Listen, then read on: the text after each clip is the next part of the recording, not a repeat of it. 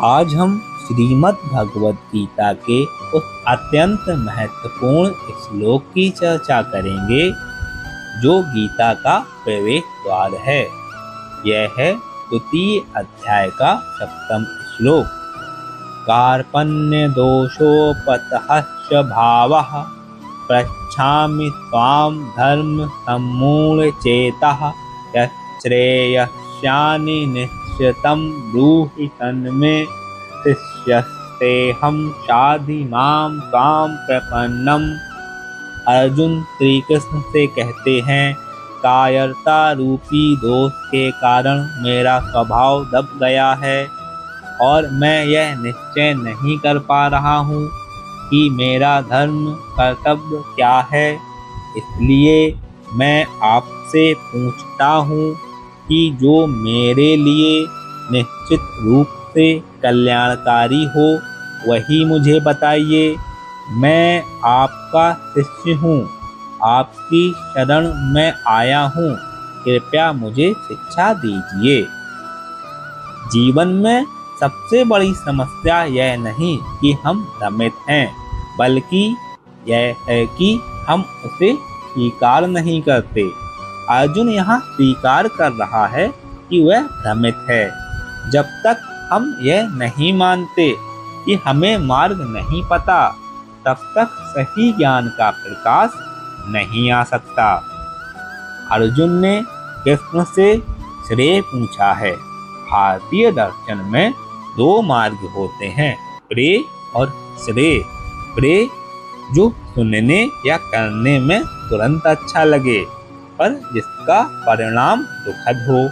श्रेय जो वास्तव में हितकारी हो, चाहे वह सुनने में कड़वा ही क्यों ना हो। गीता हमें सिखाती है कि जीवन के निर्णयों में हमेशा श्रेय को चुनना चाहिए, ना कि क्षणिक सुख को। आदि शंकराचार्य जी वे इस श्लोक पर बल देते हुए कहते हैं कि जब तक मनुष्य को अपनी अज्ञानता का बोध नहीं होता, वह ज्ञान का अधिकारी नहीं बनता। यहाँ अर्जुन का अहंकार टूट रहा है और यहीं से ब्रह्म विद्या का आरंभ होता है। श्री रामानुजाचार्य जी वे यहाँ शरणागति को प्रधानता देते हैं। उनके अनुसार जब जीव अपनी सारी शक्ति लगाकर थक जाता है और पूर्णतः ईश्वर के चरणों में समर्पित प्रपन्नम हो जाता है, तब ईश्वर स्वयं उसके योगक्षेम और मार्गदर्शन का दायित्व ले लेते हैं। जब भी कार्यक्षेत्र या निजी जीवन में क्या करें क्या ना करें की स्थिति आए, तो थोड़ी देर शांत होकर अपने अहंकार को हटाएं। यह विचार करें कि कौन सा रास्ता आपके लिए श्रेय है, ना कि कौन सा रास्ता सरल है। सही गुरु या शास्त्र के प्रति समर्पण भाव रखें, क्योंकि समर्पण से ही सीखने की क्षमता बढ़ती है।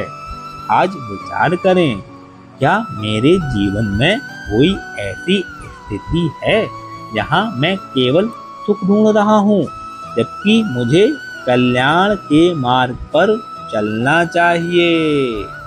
जय श्री कृष्णा।